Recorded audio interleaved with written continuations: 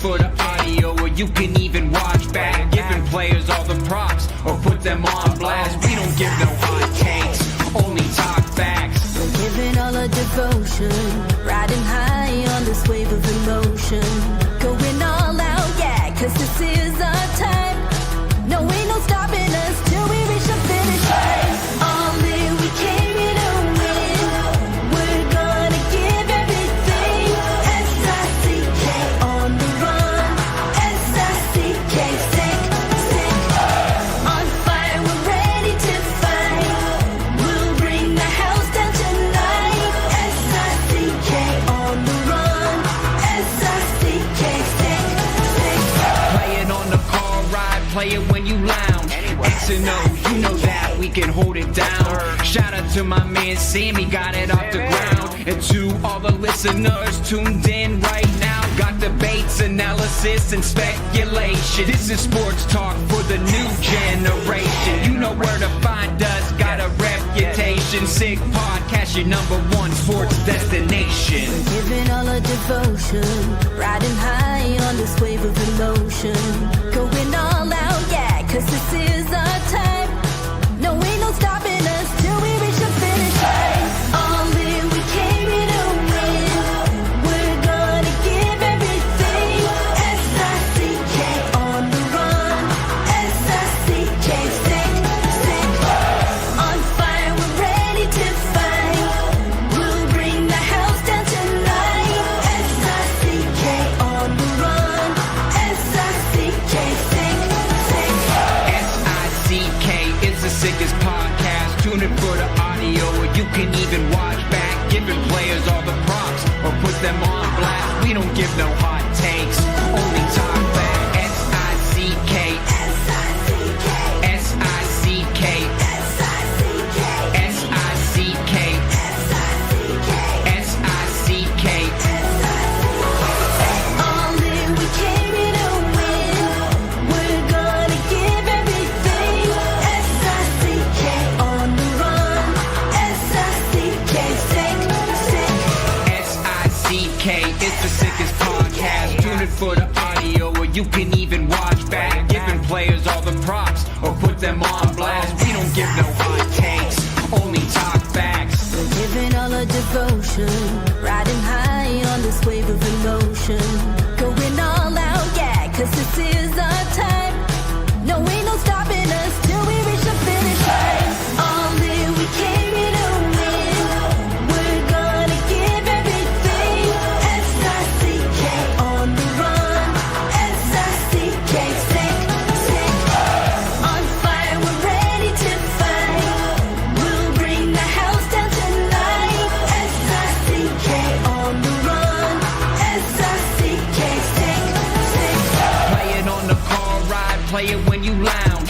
X and O, you know that we can hold it down. Shout out to my man Sammy, got it off the ground. And to all the listeners tuned in right now, got debates, analysis, and speculation. This is sports talk for the new generation. You know where to find us, got a reputation. Sick podcast, your #1 sports destination. Giving all our devotion, riding high on this wave of emotion.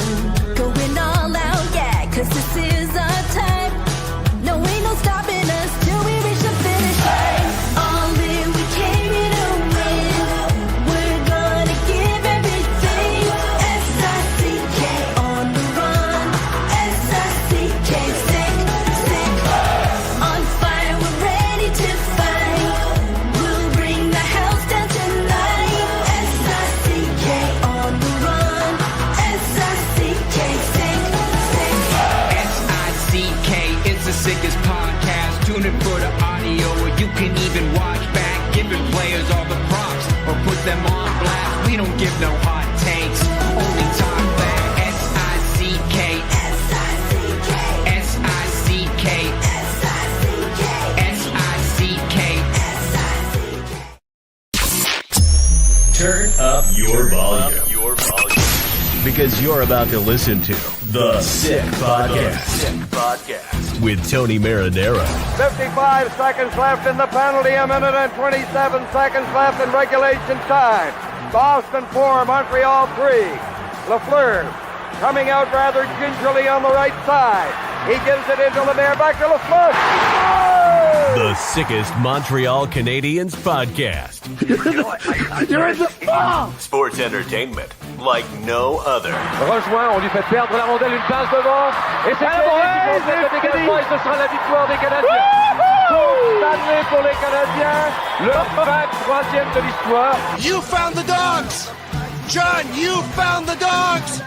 He found the dogs! And all together, they worked a young team to the top. And now, a 24th Stanley Cup banner will hang from the rafters of the famous Forum in Montreal. The Canadiens win the Stanley Cup. Brought to you by Energy Transportation Group. Driven to be different. La Vida TV. Embrace your true nature. And Playground, your premier gaming destination. It's gonna be sick. Good Friday evening, everyone. My name is Matt Ohayon. I'm back with you on the Sick Podcast. I know my face is a little blurry due to this background, but we'll deal with it. Let's take care of some business before we jump into things, because it's been a wild time since I've last spoken with you on the Sick Podcast. So let's do it. The Sick Podcast is brought to you by Energy Transportation Group. Energy Transportation Group is a leading full-service logistics provider serving all of North America, driven to be different. Are you looking for the ultimate entertainment experience? Then look no further than Playground. From thrilling gaming and world-class poker to exquisite dining, live music, and electrifying DJs, Playground has it all, delivered with unmatched customer service. Conveniently located just minutes away from downtown Montreal, right across the Mercier Bridge. Why settle for less when you can have it all at Playground, your top destination for non-stop fun? Visit playground.ca for details. We're also brought to you by Bittt Tibi beer. Bittt Tibi has launched their ultra light lager, a refreshing, thirst-quenching beer, perfect for those nice spring days, which are finally upon us, with only 90 calories, 2 grams of carbs, 4% alcohol per can. Available in packs of 6 and 12 in groceries and dépanneurs all across the province of Quebec. Ultra light and ultra refreshing. And finally, go all the way with Betway and get a free bet up to $200 if your first bet loses. Scan the QR code on the screen or click the link in the details section to create an account and redeem your welcome offer. Offer is available only for new customers. Terms and conditions apply. Offer is not available in Ontario. You must be 18 years or older. Please play responsibly. Okay, what a game last night. It's been a while since we've seen the Canadiens dominate an opponent like that. Didn't end the way they had hoped with 2 points. They still end up with 1. So not the worst result in the world. Let's talk about that and a whole lot more with my usual Friday guest. He's Stu Cowan of the Montreal Gazette. Stu, what's going on? Yeah, I'm doing well. Welcome back. Thank you. It's been, it feels like I haven't spoken to you in like 2 months because so much has happened. Because so much has happened with this team. It's funny because I was just thinking about it before the show.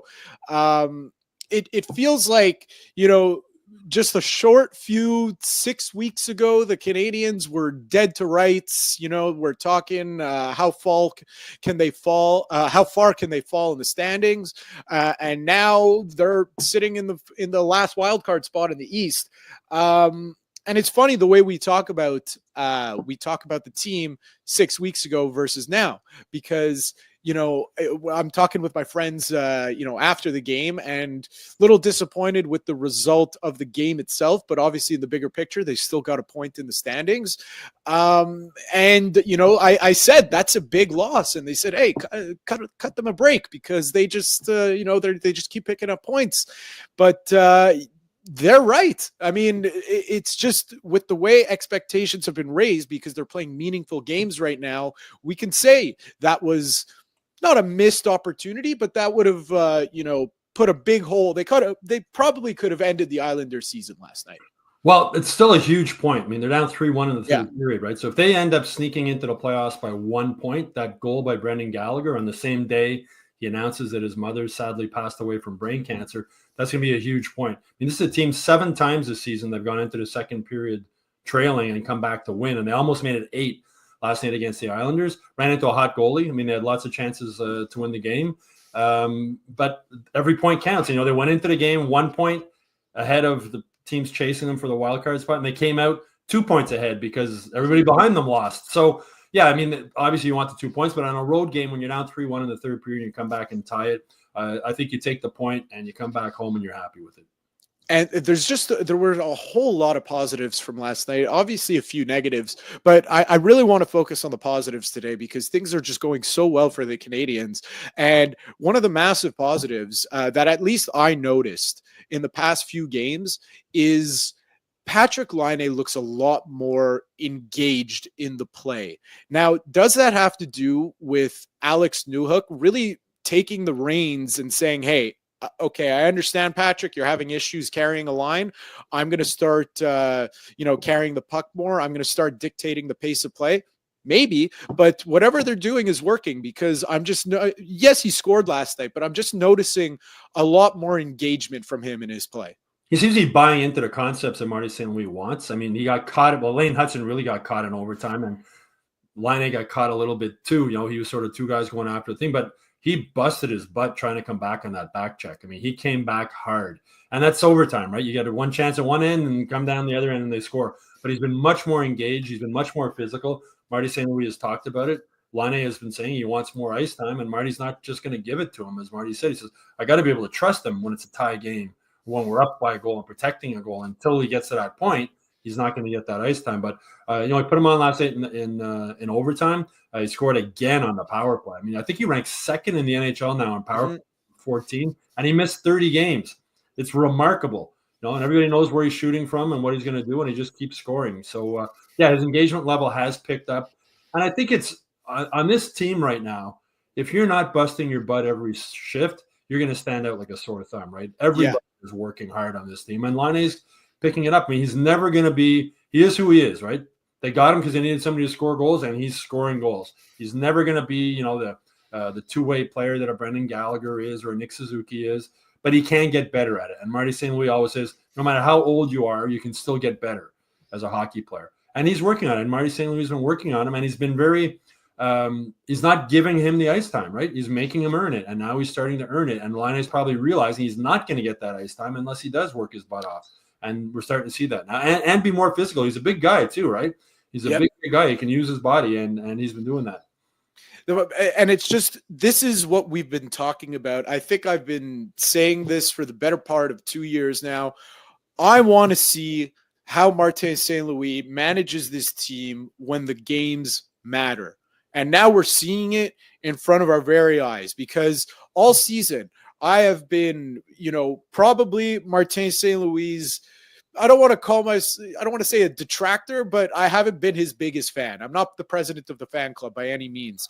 But you know what? With the way the team is playing, he's been with the way he's got his team playing, he's really shut me up, because this is the type of team that you need, like you said, you need everyone busting their ass every shift, because we know how it is. They're not talented enough yet. Right now, they're pushing for a playoff spot. They're probably ahead of schedule of where everyone thought they would be, which is a good thing. So to see them playing so well as a cohesive unit this late in the season, and getting the results that they need and that they want, it's just you got to tip your cap at some point, and I do, to Martin St. Louis. Well, the two keys as a coach, and Marty St. Louis says this, are communication and being a salesman. You got to sell the systems or the concepts you want these guys to play, and they have to buy into it, and you have to be able to communicate them. And those are two of Marty's biggest strengths. And I think the other thing we're seeing here, this is a team that went 1-7-1 going into the Four Nations break. 6 points out of a wild card spot. I think there was 4 teams between them and the wild card position. It looked like it was over, right? And then Nick Suzuki meets with GM Kent Hughes and says, please keep this team together. We got something special here. We really do. And, Kent Hughes says, well, you're the captain. You got to put this team on your shoulders and start winning games. And they did. They won 5 games in a row coming out of the break. And Hughes decided not to make any moves at the deadline. And I think that was massive. Because I think maybe coming out of the break, the guys were like, okay, we're going to, David Savard's one of the most popular guys in the team. Yoel Armory is very popular also. Jake Evans, of course, the guys that they were, and Christian Dvorak also, the guy, he's Cole Caulfield's roommate. They didn't want to lose these guys, right? They're a tight-knit group, and when they kept them, I think it just gave them that little added boost, that little added, the little extra boost when you're back checking, a little throwing your body around a little bit more. We're still together, and it's been really something to see. I mean, this team, they compete and they play hard, and like we were saying before, there's no passengers. Everybody's on board. Everybody's working hard. These guys want to win, and they want to win together. They are ahead of where I thought they'd be in this rebuild. The goal going into the season would be in the mix. And, despite Laine missing 30 games, despite Caden Goalie being out, and Kirby Dach another knee injury, they're in a wild card spot with a 2-point cushion after last night's lead. So they're ahead of schedule. And also Laval's the best team in the AHL. So they're ahead of schedule. But I think just the boost that this team as a whole got when when Nick Suzuki went to him, and then Kent Hughes paid him back and said, okay, you're carrying the team on your shoulders now. We're going to keep this team together and see how far we can go. And at this point, I wouldn't bet against them getting in the playoffs. They're the way they battle back, and they're 8-1-3 since the break. Their only regulation time loss was in Calgary when they ran into that red hot rookie goalie, right? Yeah. And then last night they ran into a red hot goalie again. That's going to happen, right? During the season, you run into hot goalies and you play well, you outplay the other team, and you lose, but they still were able to get that point last night. And that's why I think that point was so huge, that they were able to come back and lose it in overtime. It was a crapshoot a bit in overtime, as they were mentioning before, but a huge point to pick up in the standings. Well, that's the whole thing, right, with running into a hot goaltender, because how many times has Sam Montembeault, saved the Canadiens' asses this year? How many times? Go back to Carey Price, how many games? Exactly. So, there you go. So that's going to happen. And you know what? Not to get too ahead, but let's say the season ended today and the Canadiens made it to the playoffs. So I'm not going to say when they make the playoffs. So that's why I said if the season ended today, playoffs start tomorrow, they'd play Washington. This is a team that, with the way that they play, in that they're attacking from all four lines, some of them are more effective than others, but each line will grind you down. And if you lose focus as an opponent for a split second against this team, they'll make you pay. This is a team that I'm not going to say they're going to go on a run or anything like that. I don't want to get too crazy, but it could give any team a ton of issues, because you're trying to line match, but every line is humming right now. And a line that isn't, call it, say, the fourth line. They haven't been, they've been working hard. They've been effective, but they haven't been putting up the numbers as of late. That can, when you're four lines deep, even with a lack of talent, effort and hard work can really pose a lot of issues for other teams. And, that's what the Canadiens are right now. Yeah, and it's almost impossible to win in the playoffs if you can't roll four lines and have four lines that the coach has confidence in, and there's four lines that a team is hard to play against. And, 2021, the Habs were lucky they got into the playoffs. They wouldn't have got in if it wasn't COVID or whatnot. But you don't advance to the Stanley Cup final just on luck. Yes, Carey Price, as I mentioned before, stole some games and kept them in. But you go back to that fourth line they had back then with Corey Perry and Eric Stahl and Armia. That was a great fourth line, right? And they have a great fourth line now. And that's so important. Not a lot of teams in the NHL have a fourth line that you can throw out there, especially during the heat of the playoffs or in a playoff push like we're seeing now, and roll them out there. And Marty St. Louis starts a lot of the games with this fourth line on the ice, right, to set the tempo and get play in the offensive zone. So the Habs have that now. One of my concerns, if they get into the playoffs, when they went to the Stanley Cup final in 2021, they had four massive defensemen, right? The four Clydesdale, four big guys. And in the playoffs, Carey is not that big. Hutson's not that big. To me, that's a concern when you get into playoff hockey and when you don't have those big bodies on the blue line. But Carey plays bigger than his size, and Lane Hutson's turning into a superstar. But the four lines, I think, is just the key when you get into the playoffs. And, every year in the playoffs, there's a top seed or a number 2 seed that gets knocked off in the first round, it seems, right? Remember the year Tampa Bay set the record with all those points and they lost to Columbus in the first round. It seems like every year there's some kind of an upset. So I wouldn't want to be the team facing the Canadiens in the first round. And plus, the Bell Center would be insane, right? The Bell Center would not be an easy place for a visiting team to come in and play games. So, I mean, if the Canadiens get in, I mean, Mark Bergevin used to always say, get in and anything can happen. I don't think the Canadiens have a team that can go to the Stanley Cup final or win the Stanley Cup this year, but they can certainly give a team a hard time in the first round. Oh, yeah. They could give a team a hard time. They can, raise their pulses a little bit, make them a little bit uncomfortable. That's the beauty of it. And, they like, just back to your point about the 21 Stanley Cup run. You're right. They wouldn't have made the playoffs if it wasn't that COVID year. But like you said, you don't make it all the way. I remember that was the biggest knock on the Canadiens after, they had beaten the Toronto Maple Leafs. Everyone said, oh, they're finished now. It's over because Winnipeg is going to just steamroll them. They steamrolled Winnipeg. And then everyone moved the goalposts again and said, okay, now they're playing the real team in Vegas. Vegas is going to demolish them. And we all know what happened. So this is a team that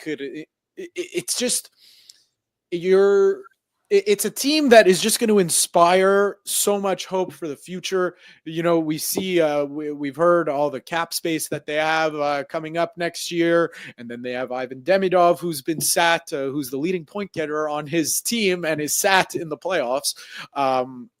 So that's an interesting one. He'll be over next year.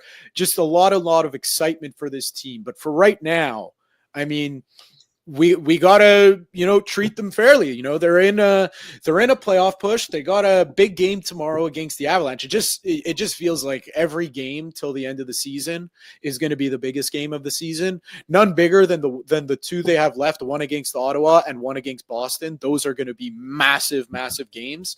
But hey, I mean, I don't know where the game against Ottawa is, but we know that, a game in Ottawa might as well be a game at the Bell Center. So either way, count that as a home game. And like you said, the fans, just the reaction after Mark Denis said, hey, just so you know, right now, as it stands, the game's not over, but you're in a playoff spot right now. And seeing how a 70% call it stayed for the 3 stars, erupted, and how loud it got, that place will be an absolute madhouse.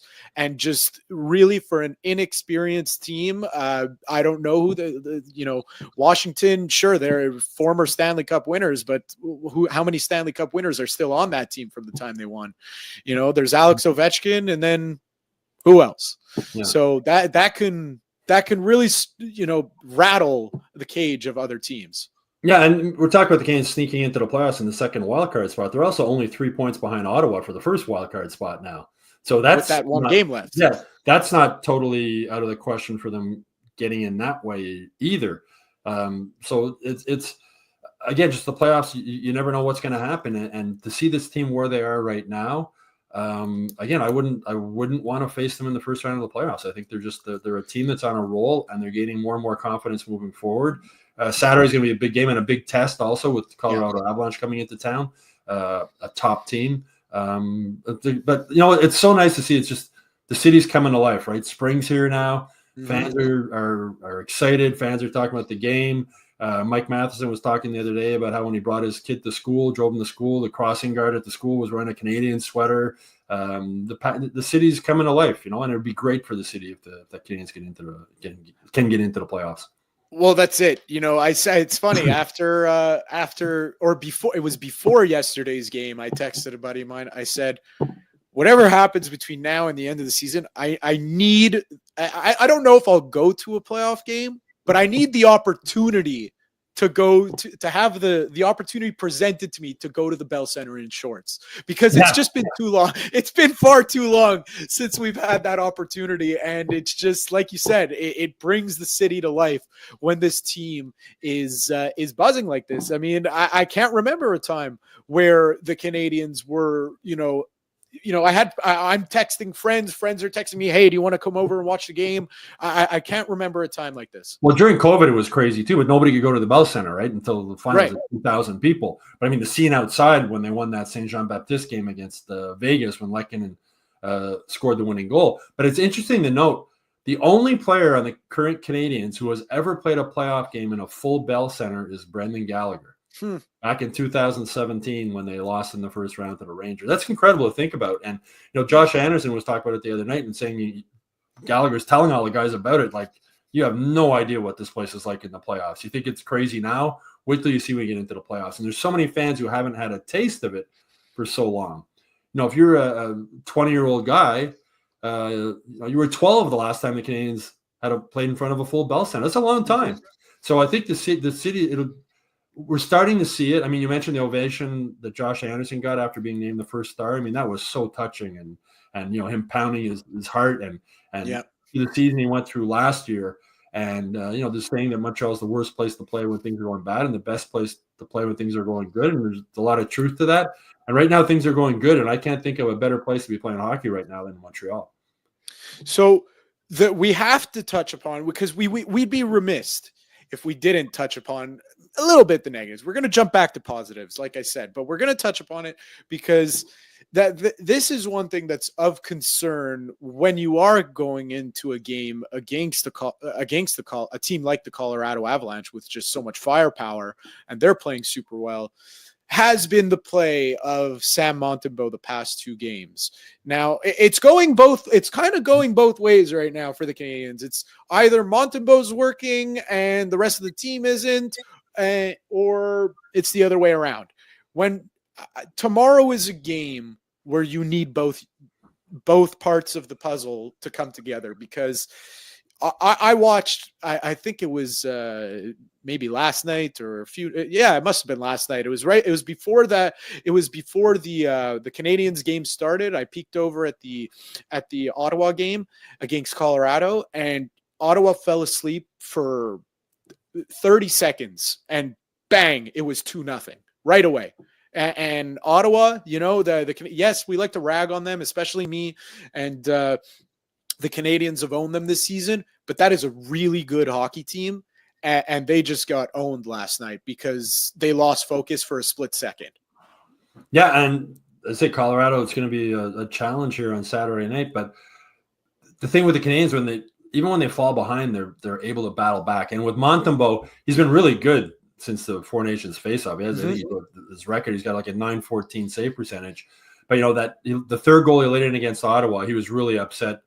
So when I talked to him after the game, he said, I crapped the bed on that one. He said, that's one of the worst goals I ever let in. It came right after Lane Hutson had tied the game, right? And the Bell Center was, it was funny because that game, all the hype before the game about what an atmosphere would be, was actually pretty quiet. And then Hutson scored, and then all of a sudden the building erupted, and then Montembeault lets in a bad goal. And then last night, at least one of the goals was questionable also, right? Yeah. I'm wondering if Marty St. Louis goes with Dobish tomorrow night. Tomorrow will be 10 days since the last time he played. I don't think Marty wants to sit him that long or too much longer. Maybe they start Dobish tomorrow, give Montembeault a little bit of a break. He's a goalie who seems to get, when you play him too much, his game seems to falter a bit. Jake Allen was the same way. Remember when Jake Allen, when they would play him too much, he'd start to slip a little bit. So maybe they come back with Dobish tomorrow night against Colorado. Then they go on that 4-game road trip. But Montembeault, I mean, they wouldn't, this team wouldn't be in the mix right now without Patrik Laine's power play goals, without the way Nick Suzuki has played, without Cole Caulfield, and without the way Sam Montembeault's played. I mean, he's kept this team in a lot of games. He's won some games for them. He gives his team a chance to win just about every game. And it says a lot about the team. Again, we were talking about the character on this team and how tight-knit they are. And Montembeault mentioned that, after he let in that bad goal, he says the guys didn't get down. They didn't no. They put their heads down. They came back and they won the game, and they won it big. So Montembeault, he's not Carey Price. He never will be. Not a lot of Carey Prices out there. He's not going to steal a lot of games for you, but he's going to keep you in most games. And Dobish has shown that he can do the same thing. And I don't think Marty wants to let Dobish sit more than like 10 days, because if he doesn't play him Saturday, they don't play again, I think, until Tuesday. It's going to be 2 weeks basically without playing any games, which is a long time for a goalie. So I wouldn't be surprised if we see Dobish in the net tomorrow night.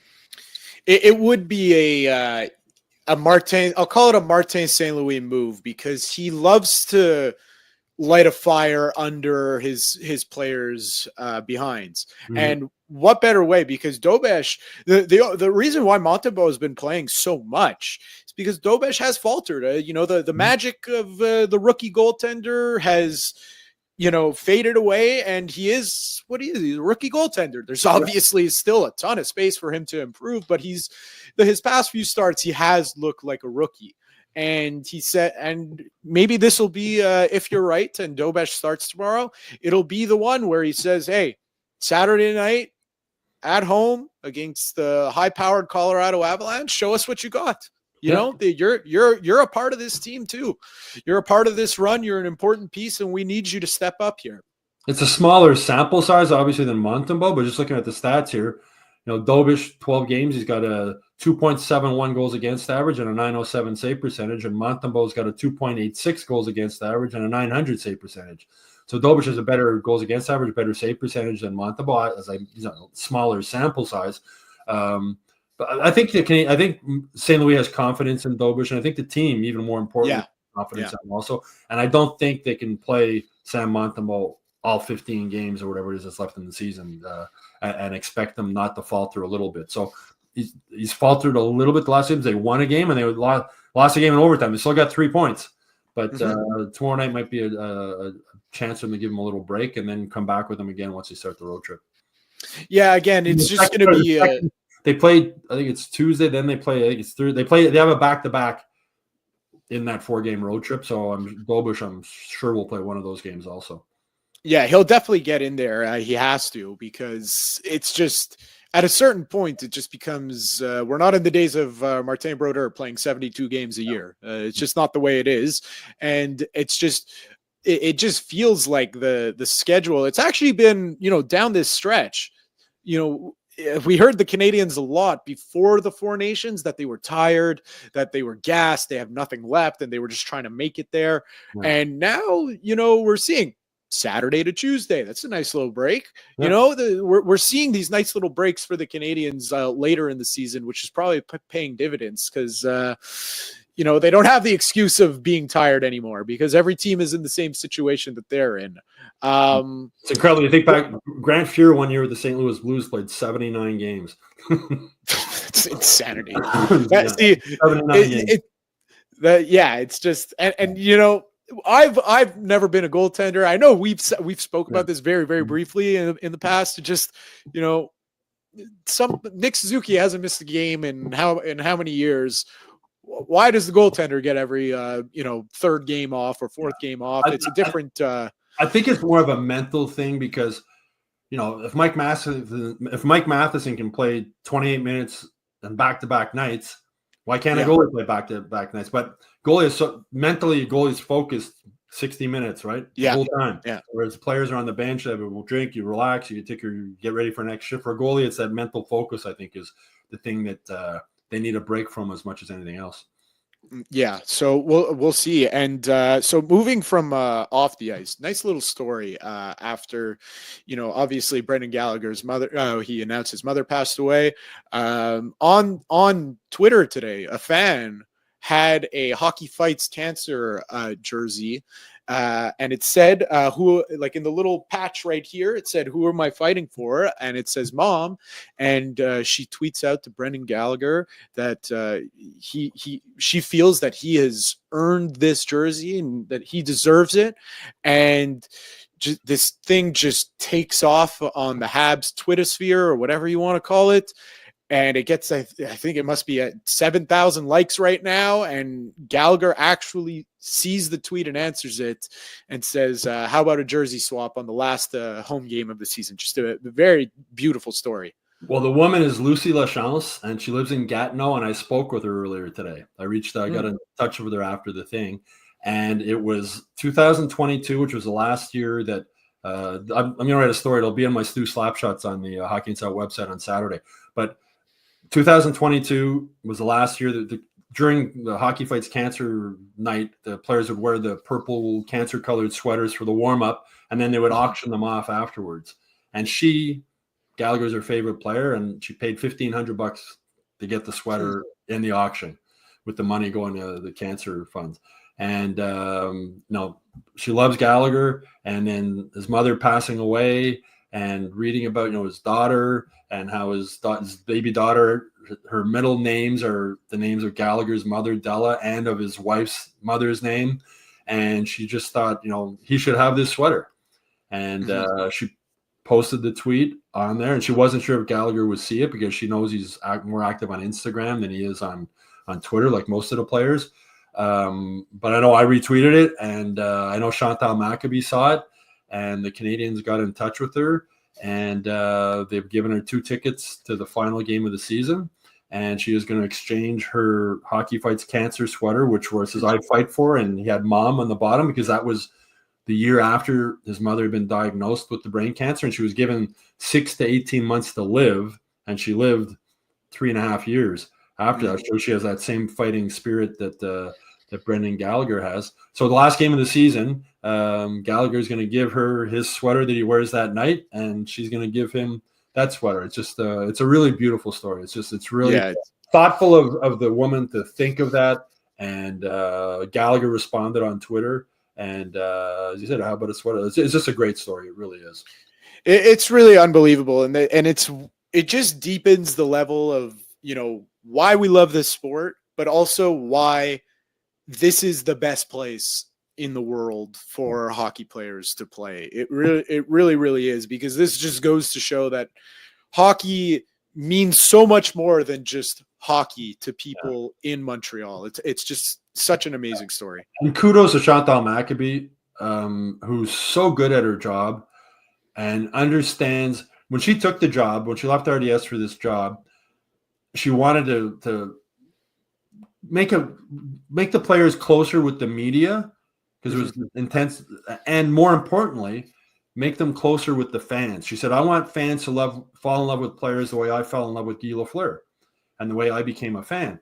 And a lot of people might not know, but Chantal took a really bad fall in Washington a couple of months ago when the Canes were there slipping on ice, and she hasn't been able to work. She had some surgery and she's been sidelined, but she still loves her job and hates being away from the Canadiens. And she obviously saw that and picked up on it, and got in touch with Brendan Gallagher, and it's a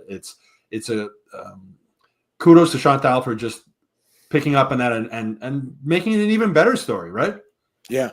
Now, because that's it. Someone's going to the last game of the season. Canadiens are providing her a ticket. She's going to meet Brendan. She told me she's met Brendan Gallagher 3 times before. Once outside the practice facility, a couple other times also. And so this will be a really special meeting. And I'm sure, as she said, maybe one day Gallagher's daughter will wear that sweater, which is really sweet, Mm-hmm. And it's, and it's not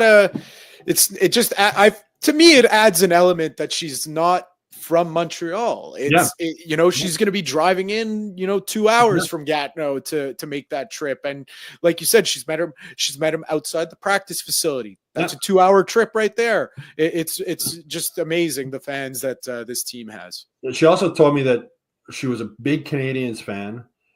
And then when they traded Patrik Laine, she said, I'm done. I'm done with this team. And she sort of stayed that way until she told me she watched the Winter Classic. I think it was 2016 New Year's Eve, if I'm not mistaken. Yeah, something like that. In Boston. And she saw Gallagher play, and she went, wow, I love this guy. And that brought her back to being a Canadiens fan again, and leading to where this is going now. And the passion fans have for this team is really incredible. We do. There's the Hockey Inside Out Summit that we have every year, and it's fans who follow the Canadiens on the Gazette website and elsewhere. They all come to town, spend a couple of days here. They try and do it when there's 2 games, like one on a Thursday, one on a Saturday, and they come from all over, all over North America, some from Europe. And I love talking with them. Just sort of, how did you become a Habs fan? And the stories are great. My dad was a Habs fan, or I watched them. I saw the sweater, or the fascinating stories, and the passion that these people have who aren't from Montreal. And we see it when the Canadiens go on the road, right? They go to Vancouver, it's like a home game. They go to Ottawa, it is a home game, really. Yeah. Calgary, like everywhere they go in Canada, there's Habs fans. Everywhere they go, traveling with the team, like you go to Nashville, there's people with Canadian sweaters and fans. I mean, especially Florida. Florida, especially, Florida. Yeah. But and Canadian, the Western Canadian cities, even Toronto. And vice versa. Toronto plays here. You see a lot of Leaf fans in the stands. I'll tell you why, though. I'll tell you why about that. And it's funny because my uncle's a season ticket holder, and he always says to me, I could go to the game, but I could also sell my pair of tickets for $2,000. So And it's cheaper for the fan from Toronto to come in to Montreal, spend $2,000 on tickets, and come to the Bell Center than it is for them to watch the game at the Scotiabank Arena. That's why there's so many. If they could even get tickets at Scotiabank Arena. And exactly. I know people have had season tickets, and if they sell off, the Bruins on a Saturday, the Leafs on a Saturday, all these teams, it basically covers the cost of the other games that they actually go to. So exactly. That's why there's so many Toronto fans here. Over the Canadiens, as I said, especially going to Western Canada, when you sit in the press box before the game during the warm-up, and you just see it's like 3 rows deep of fans in Canadian sweaters for the warm-up, watching them up close. It's really something to see. And again, this is a woman from Gatineau, big Canadiens fan. And the thing, it was done from her heart, right? Like I thought she'd never expected it to blow up the way it's blown up. She just said, Gally, you should have this sweater. And it's just a really nice story. Yeah, it's really a nice story, especially even nicer that Gallagher scored last night and the game before. Yeah. You saw it on his face. You almost knew he was going to score last night. Yeah. I mean, he's just that type of a guy, right? And then, the empty net goal, he scored the 6th goal against Ottawa. And Brendan Gallagher always fights like a madman. But, he was not going to be denied that empty net goal, right? You know what? He deserved a goal more than anyone else that night. I don't want to say he fought harder than he's ever fought, because he fights hard every shift, but he was not going to be denied. He was putting that puck in the empty net. And then afterwards, when he punched his chest, looked up to the sky, and we didn't know at the time, his mother's funeral was the day before. And he was saying it was he scored that goal, and it sort of hit him that, I'm not going to be able to call my mom and talk about the game and the goal that I scored and whatnot.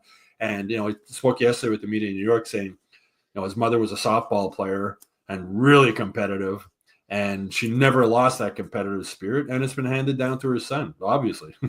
Oh, in spades. I mean, it's just to see him, it's not been, there's a couple players who, the past few years have really not been easy for none more than Brendan Gallagher. And just to see, even before we knew what had happened, Tuesday night against Ottawa, far and away his best performance of the season, and nobody even knew. And I had tweeted, he deserved that one. He earned that one tonight. And then it comes out that he announces what had happened. It's like, man, this guy just poured his heart onto the ice that night. And you would think there's a little bit of an emotional letdown the next game, but again, finds himself on a breakaway and obviously puts the top corner and over the shoulder of Sorokin and just pounds his, and then after we know what happened, then you could really read his emotions and really see it on his face and how much that meant to him. Well, he found out his mother had died when the Canadiens were in Calgary to play the game there on March 8th. And obviously, I mean, he knew this was coming, right? She's been battling this for 3.5 years. It's a horrible brain cancer. So he played 5 games before he made it public that his mother had passed away, and he wanted to wait until after the funeral was gone. He obviously wanted to keep it personal with his family and whatnot. But after they played in Calgary on the 8th, they spent 3 days in Vancouver before playing the Canucks.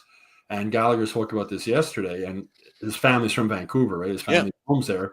So he was spending time with his family, and he had no idea, but his teammates made arrangements to get a bus, and they all bussed to his family's home, which Gallagher was saying is like a 45-minute drive on an off day. Players on an off day in Vancouver, there's a lot of things you could do, right?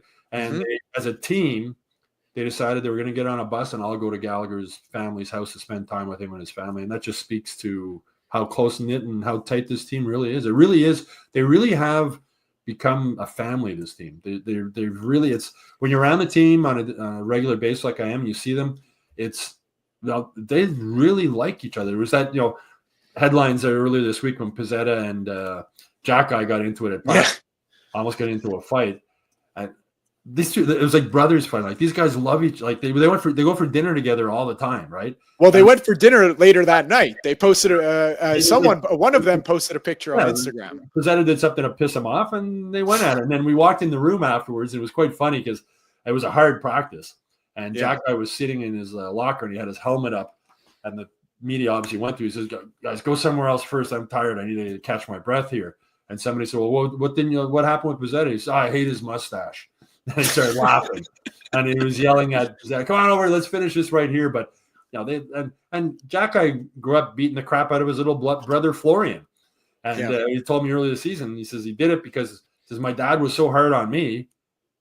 And then he wasn't hard on my little brother, and it pissed me off. So I used to beat him up all the time. And Jack Guy's mother, I wrote a story about it. Jack Guy's mother responded on Twitter saying, "Yeah, I remember Florian coming in the house crying all the time, like almost every day after Arbor beat him up." But they loved each other, right? I mean, Arbor they live together now. Arbor and Florian. Of course. And Florian's having a hell of a season. I went to a Rocket game last Wednesday, and he stood out more than anybody else on that team on the ice. You noticed him every time he was on the ice. He's already set a record for goals by a rookie with the Rocket, and again, like they're fighting all the time, but they love each other. The same with Bizzetta and Jack with this team. I don't think there's no jerks on this team. Like there really aren't. There are a bunch of guys who get along really well, and it's a fun team to be around. That's the whole thing, is that you can look at prior teams and things felt. When the thing that sticks out the most to me was when Marc Bergevin and Michel Therrien, I think it was Therrien, outlawed the triple low five between Subban and Carey Price, and then they started doing the stick tap at the after every game. That used to be only at the end of the season. It felt really fabricated, and it didn't feel, real. The only thing that felt real was that triple low five, that, oh my God, these guys must love each other. And now with the, I forget who's a part of it, but I think it's Suzuki, Caulfield, Dvorak, and there's one more guy. Yeah, they have a thing in front of, Yeah, they have a thing in front of the bench now after wins. And like you said, it's just the stories that come out of that locker room. It's just really, and what better story to really just tie it all together than Nick Suzuki walking into Kent Hughes' office, like you said, and saying, "Please do not dismantle this team." Mm-hmm. And this team is now showing up and paying their part of that bargain with Kent Hughes, because this is just a team. Like I said, it's just, you could see there was the photo at the end of the Ottawa game. I think it was after Anderson's empty net goal. In front of the bench, the whole team is just like having a party on the bench. It's really incredible. This is really even if they don't make the playoffs, this is the start of really a big step, big step for this team. And Kent Hughes and Jeff Gordon are not dumb guys. No. They know that even if they miss the playoffs, that okay, next year it's on. We gotta really improve this team, and they have to improve themselves, but we got to improve this team, and we need to push, because this team is just it's a special unit they have right now. Yeah, and Suzuki told me the other day, he said, the guys on this team are all my best friends. I didn't want to lose any of them. For the last 3 years, I've lost friends every year at the trade deadline. Every year, guys that you're friends with, or Sean Monahan or Tyler Toffoli or whoever it was, they were gone, and it hurt, and it would have hurt again this year. If they had let them go. And a lot of it comes down to also, these guys love playing for Marty St. Louis. Mm-hmm. They love playing for their coach. And Jeff Gordon and Kent Hughes treat people right. They really do. Jeff Petrie was, Blake Allen, Sean Monahan. Go down the list. Like when they get rid of guys, when they trade guys, they treat them properly. Like they don't. It's not like Marc Bergevin. If you want loyalty, get a dog. And I think that filters down, right? Jake Evans, saying when he signed the contract and he sat down with Hughes and he said, Hughes was so good with me and sort of gave me the different options and explained to him, I'm sure, we can't pay you more than this. Like the way the salary structure is going forward, we can't pay you more than this. Maybe we'd like to, but you got Slavkovsky's contract kicks in next year. You're going to have Demidov in the future, even though the salary cap's going up. And at the end of the day, Evans said, we both sort of decided that, it's probably best for me just to stay here. And they're having fun playing together. You mentioned that, the celebration they're doing after the game. It's fun, right? The little silly thing that Goalie, when he's not hurt, and Jack I do in the pregame warm-up where they hit each other with their sticks and that. It's hilarious. and fans love it. And fans love the 0005. Oh right? my God, that was I was a young fan when that was that round. People, it fired, and it's pro sports is entertainment, right? It's entertainment. You pay a lot of money to go to the Bell Center. You want to be entertained. You want to have fun, and that was fun. And Marc Bergevin didn't want fun, especially not with PK Subban involved. And if it was another player, maybe it would have been different. And they got rid of it. And then kudos to the Canadiens when they brought PK back. It was the last season or the season before with Price, and they did it right. Carey Price and him with center ice did the 0005, and the crowd went insane, getting crazy. And again, like I was mentioning before about Chantal Maccabi, she wants fans to fall in love with players the way she fell in love with Guy Lafleur, and things like the 0005 and stuff like that makes fans fall in love with these guys and makes it fun and makes the Bell Center a fun place to go. And again, kudos to Jeff Gorton and Kent Hughes and Marty St. Louis. Year 3 of a rebuild. You look at Buffalo. This is me, 14 years in a row now. They missed the playoffs. Yeah. They're not even close this year. All those draft picks have. Year 3 of a rebuild. You're sitting in a wild card playoff spot with a 2-point cushion. Not a lot of people expected that. Nobody expected the Laval Rocket to be the best team in the AHL this season. They're a young team. Pascal Vincent, coach, first-year coach. He spoke about before the season how it was going to be tough for this team. Young guys turning pro, it's hard. A lot of the guys first time living by themselves. They live with Billets and Junior. It's a pro game. You're playing man. And he said before the start of the season, we're probably going to struggle early in the season. It's going to be hard, and they haven't struggled at all this season. They started off. They came out of the blocks, and they've just, with so many years where the Canadiens weren't good and their farm team was even worse. Remember? Yeah. And now the excitement not only with the Canadiens but also Laval, the Canadiens might get into the playoffs. Laval will be in the playoffs, and you'd expect them to be able to go on a long run. Jacob Fowler, we'll see the goalie. If he ends up turning pro after the season, he might be the goalie for Laval, like when Carey Price was the goalie the year they won the Calder Cup. So there's so much to look forward to with this team. Florian Jacki, is he ready to come up next year? David Reinbacher's down there. Logan Mayu's down there. They got so many guys that are, potentially can play for this team. And it's as you said, they have cap space. They got lots of draft picks. Excuse me. If Dvorak, Armia, and Savard leave, that's $11.3 million coming off the cap. Some of that will get eaten up by Slafkovsky's new contract, but the cap's going up. Now they got money to go out and try and either sign a second-line center as a free agent or trade for one by combining some of the prospects they have and draft picks and whatnot. They're just sitting in a really, really good position, only 3 years into a rebuild. And it's they also have sorry to cut you off, but they also have one player on the team that it escapes me why he gets so much hate from outside of Montreal, but we said it right off the hop of the show. They have a blossoming blue chip superstar in Lane Hutson. Yeah. This guy is just one of the best hockey players I think I've ever seen wear a Canadiens jersey. And I wasn't alive in the days of Guy Lafleur and all those amazing teams when legends played in Montreal. But I don't think it's hyperbole to say he's probably one of the best, if not the most skilled player I've ever seen don a Canadiens jersey. Well, I grew up watching Guy Lafleur, and I'll argue with that about that, but he's definitely the most exciting player this team has had since PK Subban. And he brings different elements that Subban didn't have, right? Subban was more physical than him, and had the bigger shot. The one thing Hutson doesn't have is a great shot. But he's so much fun to watch. He's like a kid playing shinny in the NHL. It's the way the moves and the dipsy doodles and the vision. And I was talking with the locker room the other day, and he's never going to be big, but he looks a little like he's filling out. He's getting a little bit more solid, like Cole Caulfield did coming up. He loves hockey. Today was a day off for the Canadiens. He was on the ice in roster. They can't keep him off the ice. The kid just loves hockey. But I mean, what a treat to watch this kid play every game. It's been a long time. Edmonton's been so spoiled. They had Wayne Gretzky all those years. They had Connor McDavid. We were spoiled. I was spoiled as a kid. We had Guy Lafleur and all the superstars that came through here.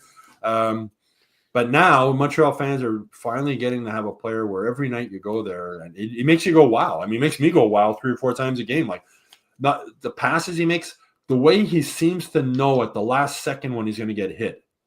I mean, he's been. I remember he got hit really hard in one of the preseason rookie games against the Leafs, and I don't remember him getting rocked since then. He's just he's so smart and heads up, and Rob Ramage has drilled into me how to keep your head on a swivel in the NHL, and he does. And he's so much fun to watch, and he's only going to get better. I mean, he's going to get better. He's going to cost him a lot of money. We're talking about the salary. Yeah. Oh yeah, he's going to be a very rich young man. He'll be making more, I think. Ken Hughes has tried to keep the salary like Suzuki's highest paid guy.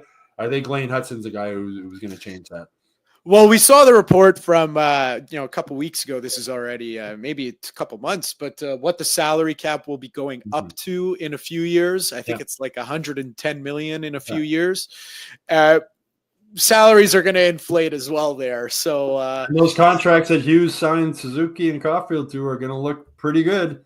Oh right? yeah, they're going to look pretty damn good. Long term. It's refreshing to see really smart guys running the Canadiens and good people. Know what I mean? They're smart and they're good people. And as I said, it filters down, and that's how you build a team where guys want to be here. And Kent Hughes said when he came in, one of the things he wanted to work on was making Montreal a place where guys want to play. And it is, I mean, Cole Caulfield, American kid, re-signed long-term here, right? He could have played out till he become a free agent and leave. Slafkovsky, European kid, signs here long-term. Guys, Sean Monahan liked being here. When was the last time there was a guy who was happy to leave Montreal or wanted to get out? Since these guys have taken over, Jeff Petrie, but because his wife didn't want to be here. His wife didn't want to be here, but they still treated him well. I mean, when they acquired him back, I mean, before they traded him, Ken Hughes said, "I'm not giving you up for nothing. You have a contract here. I'm not giving you away. But when I get a value deal, I'll make it. I'm not going to hold out forever. I know you want to get out of here and I want to move you, but I'm not giving you away." Very honest conversation with them, right? And then he made a good trade. And then when they made that trade where he came back here on paper anyway, called him right away and said, "Don't worry, you're not staying here. Move you again. Again, I'm not going to give you away, but I promise you you're going to get traded. You're not going to come back to Montreal. Tell your wife she doesn't have to worry about it." And it's just treating people well, right? Just treating people right.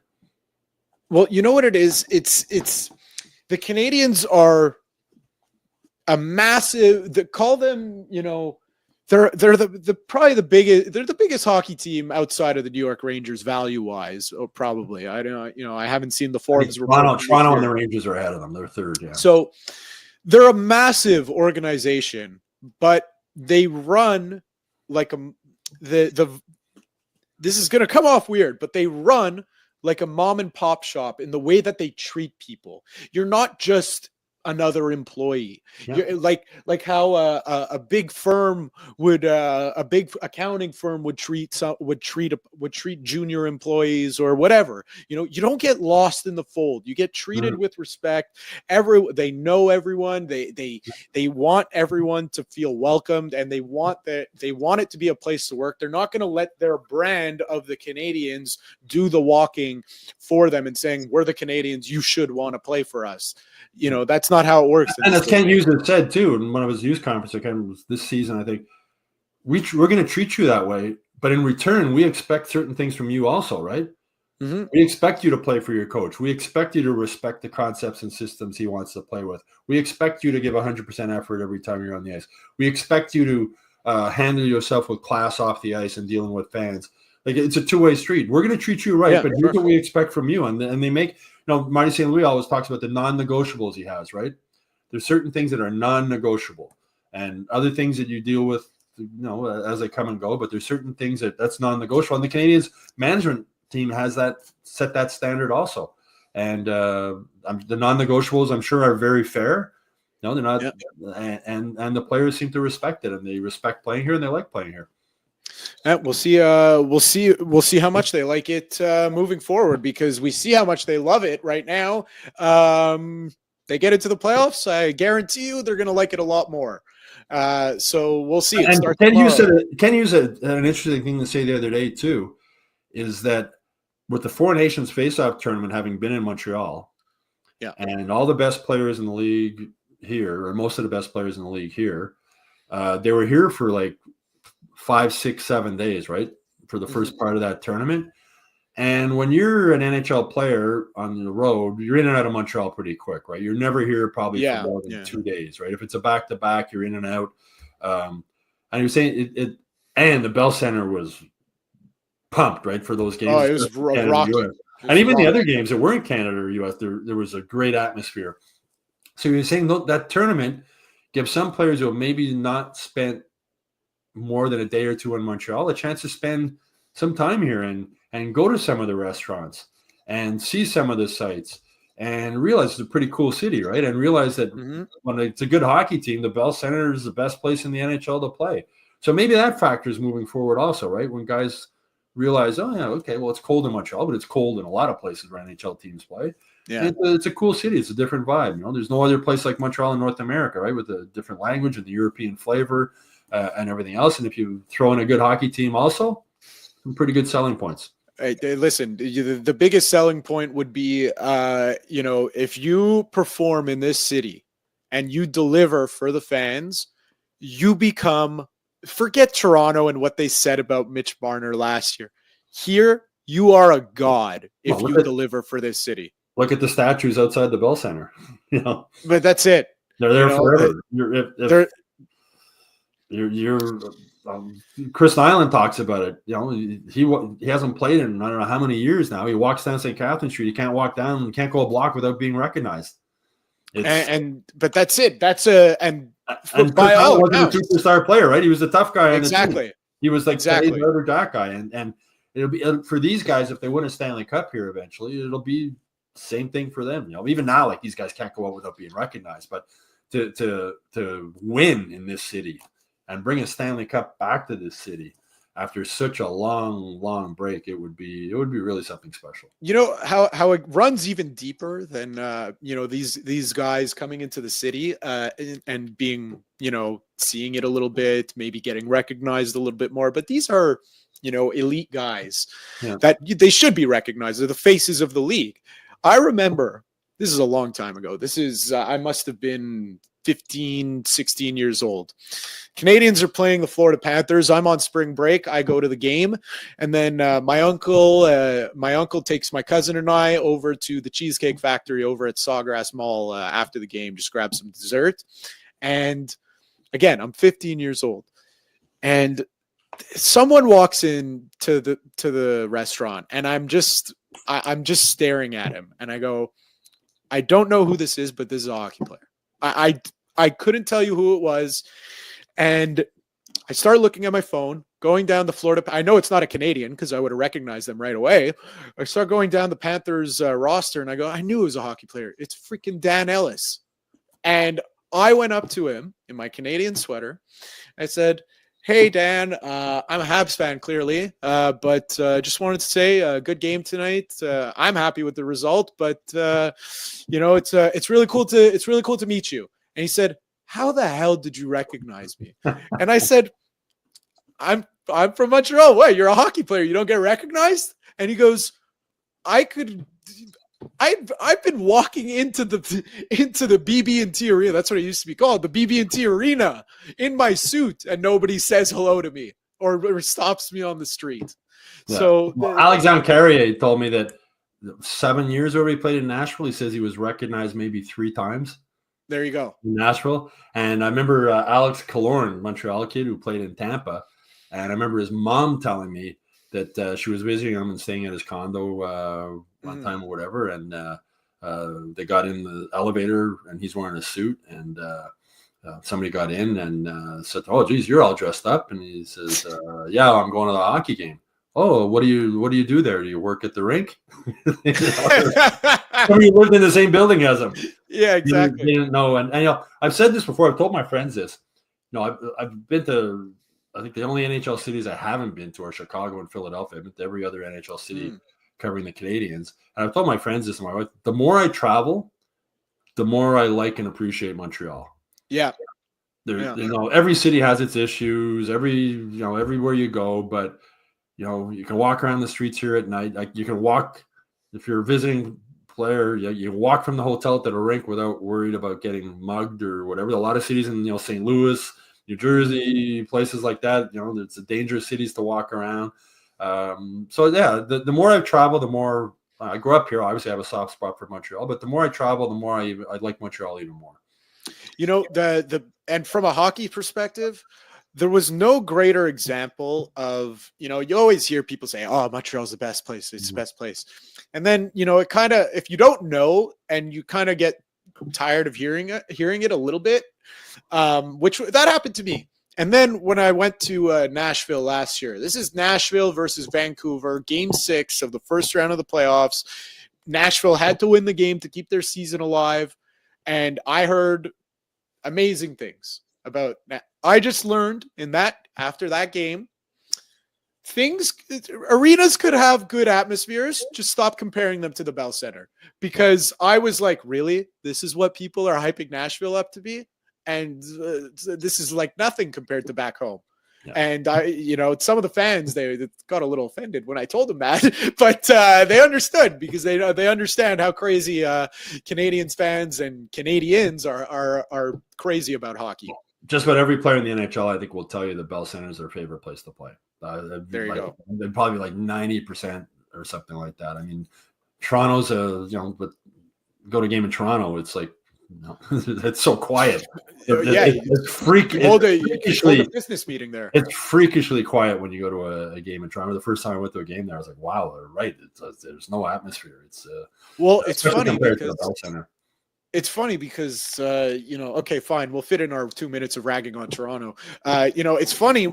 It even comes through on TV, because it's always the first 5 minutes of the period. So sometimes it happens, that you're late getting back to your seat. No problem. You'll see that in any arena. Yeah. But like the entire lower bowl in Toronto, especially the center ice seats, it's like, whoa, what happened? The first 5 minutes of a period, because their loges are behind the seats, right? Yeah, so exactly. Or the first 10 minutes, there to have a beer, where is everyone, or whatever, and then they stay and the game starts, and it's like you're talking business or mortgages or whatever else they talk about. And then they come back. But the Bell Center is tomorrow night. It'll be crazy too with Colorado. Yeah. Well, there's going to be excitement. It's the first time, that Nathan McKinnon and Cale Makar will be back at the Bell Center, but this time fans will be booing them and not cheering them on. But you know what? I wouldn't be surprised if Canadians show them on they do a little thing before the game in Canada, and they'll get a huge ovation, and then they'll get booed. Yeah, exactly. There you go. Stu, just like Martin St. Louis has non-negotiables, I have non-negotiables. My non-negotiable for you, enjoy your weekend. You too. That was Stu Cowan. I'm Matt Ohayon for producer Shane. Have a great weekend, everyone. We'll catch you next time. And that's a wrap. Hope you don't miss us too much until next time. Follow the Sick Podcast with Tony Marinaro on YouTube, Instagram, Facebook, Google Play, and Apple Podcasts. The Sick Podcast is brought to you by Energy Transportation Group, driven to be different. LaBita.tb, embrace your true nature. And Playground, your premier gaming destination.